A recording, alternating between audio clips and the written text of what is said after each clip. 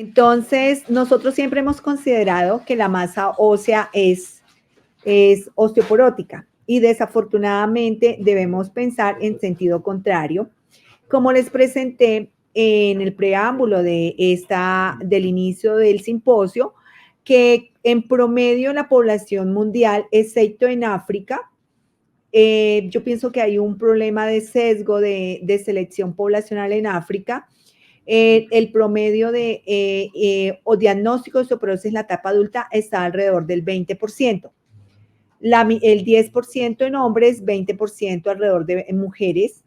Entonces, y en África, pues el sesgo poblacional ligeramente mayor. Estos son mis conflictos de interés que no aplican en absoluto para esta charla.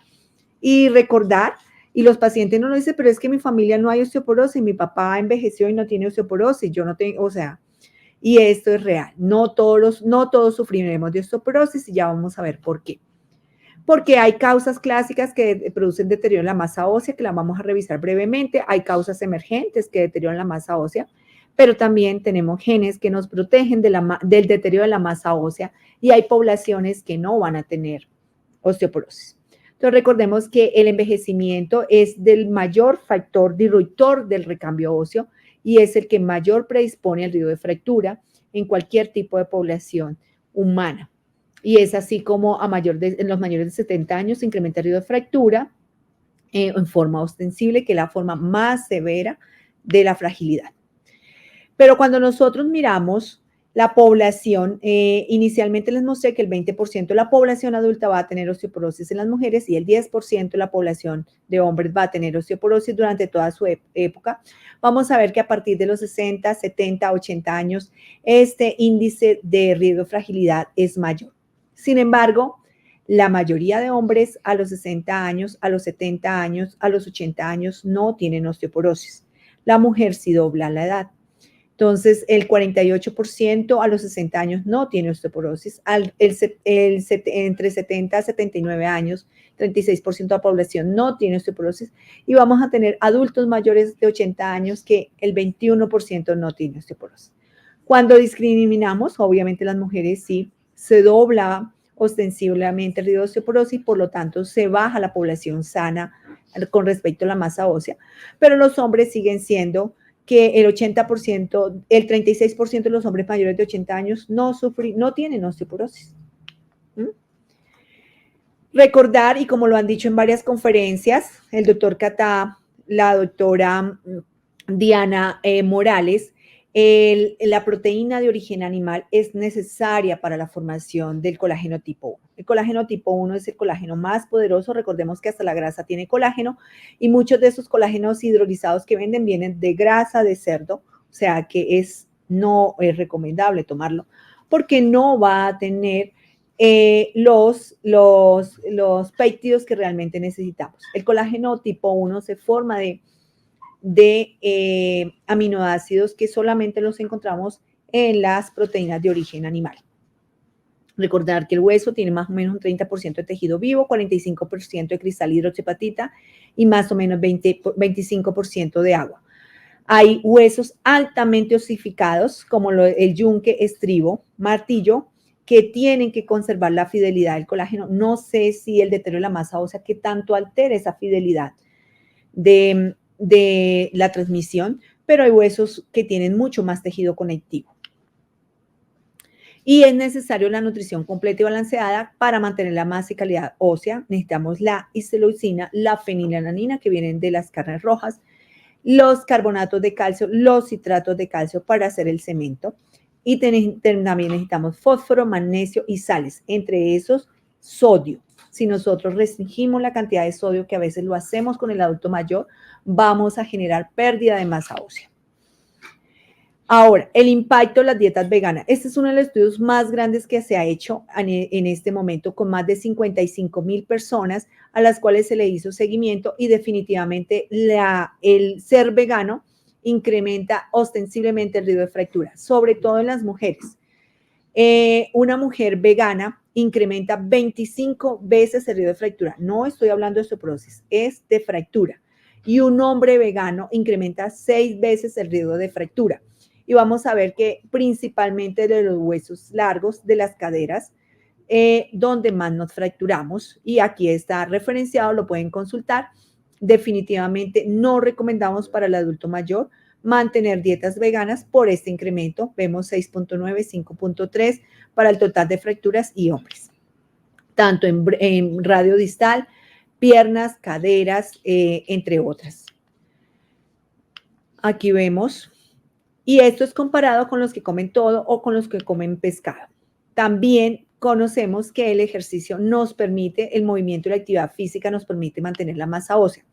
Si bien los estudios no han sido contundentes en demostrar que el ejercicio incrementa la masa ósea y disminuye el riesgo de fractura, sí se ha demostrado lo contrario. El sedentarismo incrementa el riesgo de fractura y incrementa el deterioro de la masa ósea. Eso sí lo tenemos calculado, medido, sobremedido. Entonces aquí podemos comparar una persona que es sedentaria, que hace menos de 6.5 horas al día de actividad. Imagínate nosotros que vivimos sentados con la pandemia, 6.5 a 9.5 horas y 9.5 horas de sedentarismo. Y comparado con el número de MET semana, entre menos ejercicio hagamos, más sedentario estemos, más riesgo de fractura, No estamos hablando de osteoporosis, es fractura. Y este es un estudio muy bonito con que cogieron personas jóvenes con toda su masa ósea perfecta, normales, y los acostaron 12 días, 12 semanas, 3 meses acostados, y los evaluaron basal a los 5, 9 y 12 semanas. Tomaron exámenes, hicieron histomorfometría y encontraron que si uno se acuesta todas las 12 semanas, se incrementa el recambio óseo, se pierde el calcio, así consumamos vitamina D, se vuelve resistente. La conversión de 25 a 1,25 hidroxivitamina D no se convierte y perdemos y no absorbemos calcio. No absorbemos la fracción de calcio absorbida, se cae ostensiblemente y se incrementa la calciuria. Y si miramos, le hacemos una biopsia a la semana 12. O sea, estos le hicieron basal y a las 12 semanas volvieron y sacaron un pedacito de hueso. Hicieron la histomorfometría. Se disminuye el engrosamiento de las corticales ostensiblemente, se disminuye la superficie osteoblástica, se incrementa todo el recambio óseo, incluyendo lo osteoclasto, entre otros. Todo esto nos lleva a fragilidad. Con solo 12 semanas de acostarnos a dormir en la casa o en un hospital o donde quiera. Entonces, el reposo es nocivo para la salud ósea.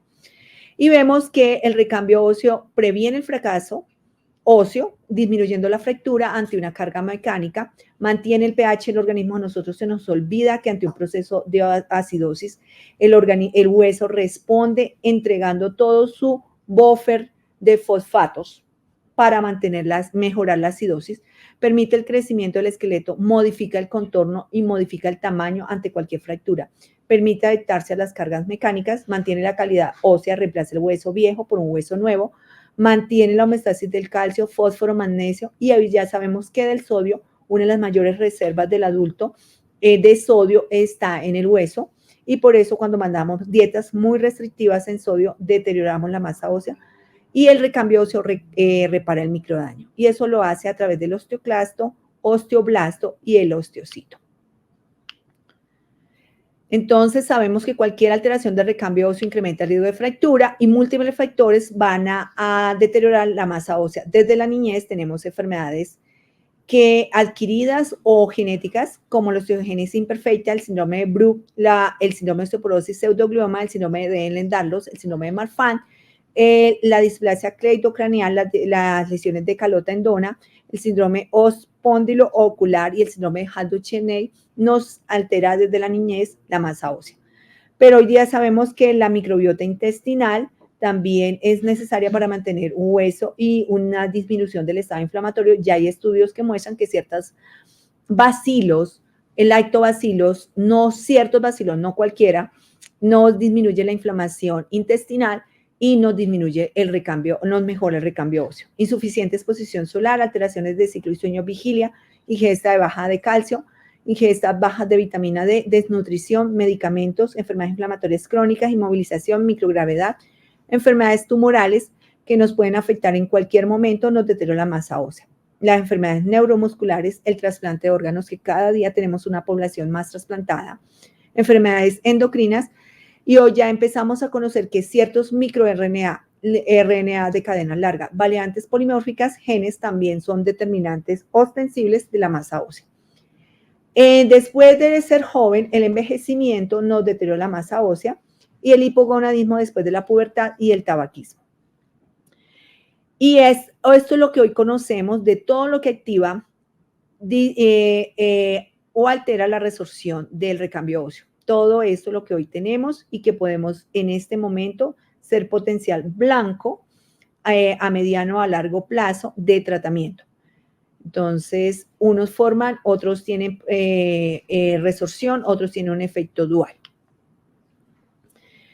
Recordar que el riesgo de osteoporosis tiene una herencia poligénica que está influida en un 80-85%. Y nosotros se nos olvida que es un componente complejo, donde influye la geometría del cuello femoral y la cadera, la longitud de la columna, las propiedades biomecánicas del hueso, los marcadores bioquímicos del recambio óseo, el índice de masa corporal, la fortaleza muscular, la edad de la menarquia y de la edad de la menopausia, que vienen heredados, o sea, ya vienen predeterminados genéticamente y que van a impactar en el hueso y la calidad. Siempre nos preocupamos por la osteoporosis, pero ¿existe la masa ósea alta? Sí existe la masa ósea alta y tiene un efecto dual. Desde el 2005, el doctor Michael White propuso una definición de densidad mineral ósea por encima de más 2.5 para alertar a los médicos que también tenemos una masa ósea mayor. Sin embargo, sigue siendo pocamente reportada y solamente la encontramos en series de casos pequeñas. Pero nosotros el problema es que tenemos falsas masas óseas adquiridas o localizadas y siempre debemos también tener en cuenta la osteoartritis, la hiperostosis difusa idiopática esquelética, la espondilitis anquilosante, que de su Muniz nos puede ilustrar, las fracturas vertebrales como el caso anteriormente enunciado, la calcificación vascular, las talasemias mayores, la enfermedad de Gaucher, que nos puede dar una esplenomegalia que nos magnifica la densidad, el campo de la densitometría, los abscesos abdominales, los cálculos en la vesícula, los cálculos renales, los implantes de silicona en el glúteo, el bario intestinal, los metales quirúrgicos, la limectomía, la vertebroplastia y cibloplastia. Entonces, eso lo tenemos que tener en cuenta y descartarlo. Pero también tenemos causas de verdadera masa ósea que no necesariamente localizada, que no necesariamente es realmente densidad masa ósea, como las malignidades que infiltran los huesos, la osteomielitis infecciosa, el SAFOS, la enfermedad renal crónica, la enfermedad de Payet, los síndromes de Payet temprano, la hipofosfatemia ligada a X, algunas osteogenias imperfectas que afectan el propéptido carboxiterminal y una displasia que se llama la displasia natodiaficiaria. Estas también nos pueden alterar. Después de esto, tenemos otras masas óseas altas, como la fluorosis, la acromegalia, la hepatitis C que se asocia a osteosclerosis, la mielofibrosis, mastocitosis y los implantes estrogénicos, los parches que nos pueden dar también falsos negativos. Pero después de excluir toda esta cosa, vamos a tener las verdaderas masas óseas altas. Tenemos dos efectos duales. Unas masas óseas altas que nos incrementan el riesgo de fractura. Uno siempre piensa masa ósea alta, osteopetrosis, más riesgo de fractura, hueso marmóreo. Pero también tenemos unas resistentes a la fractura. Hay pacientes que después de una colisión de un automóvil, todo el mundo se fractura, ellos no. Eso pasa. 1 en 600,000 casos. 6 por 100,000, perdón. Entonces, los que incrementan el riesgo de fractura tenemos la osteopetrosis, que todos conocemos, pero también está la pinodocistosis y la fluorosis, que eso fue realizada por tratamientos, pero hoy día seguimos teniendo la fluorosis. La fluorosis es una forma de evaluación que debemos tener en cuenta desde la dentina. Podemos verla en un examen físico de la cavidad oral básico, pero también, por ejemplo, en estos huesos que vemos ahí post-mortem. Y tenemos los que nos confieren resistencia a la fractura. Tenemos mutaciones activadoras del RP5, mutación activadora del RP6, mutación del SMAD9 y la esclerosina y la enfermedad de Van Buchen que ya previamente Moniz nos expuso.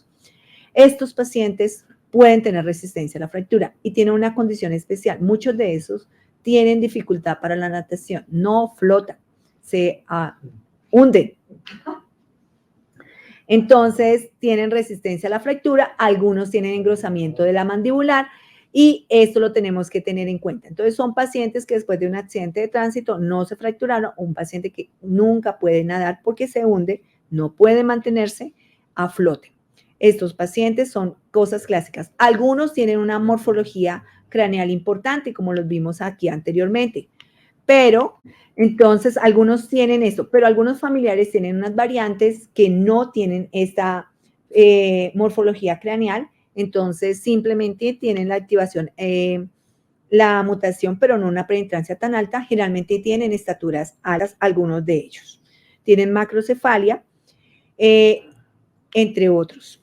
Entonces, simplemente para estar atentos. Pero tenemos unas variantes polimórficas que nos confieren también resistencia a la fractura. Entonces, estos son estudios muy interesantes porque hay académicos que cogen y analizan a través de GWAS los dos segmentos de la población, los que tienen densidades muy altas por encima, menores por encima del percentil 95 o 99 y los que están por debajo del percentil 5 o por debajo del percentil 1. Entonces inician, ¿qué les pasa? ¿Qué factores tienen compartidos si les corren un GWAS? En los que tienen masa ósea alta han encontrado dos variantes polimórficas, las que están acá mencionadas. Esos pacientes tienen bajo riesgo de fractura y debemos tenerlo en cuenta. Entonces, para finalizar, recordar que epidemiológicamente existe alrededor de un 20% de adultos mayores de 80 años que van a tener masas óseas realmente normales. Para tener una buena calidad ósea después de los 65 años, debemos tener una nutrición balanceada, rica en carnes, con alto contenido de pescados y consumo de lácteos de origen animal, o sea, citratos, carbonatos. La actividad física, moderada intensidad y evitar la inmovilidad también favorece mantener una buena masa ósea. Rara vez existe la masa ósea alta, pero puede ser un hallazgo incidental en radiología, debemos tener en cuenta. También los invito a que revisemos estas masas mayores de 2.5 desviaciones estándar por encima de lo normal y empezar a revisar cuántas son realmente masas óseas elevadas después de excluir los factores de riesgo o las falsas masas óseas. Y si existe una masa ósea alta, debemos pensar, ¿es verdadera o falsa? ¿Es adquirida o puede ser genética? ¿Se asocia a un fenotipo que condiciona fractura o se asocia a una condición que incrementa el riesgo de fractura? Y mirar si el paciente tiene un fenotipo especial. Muchas gracias por la atención.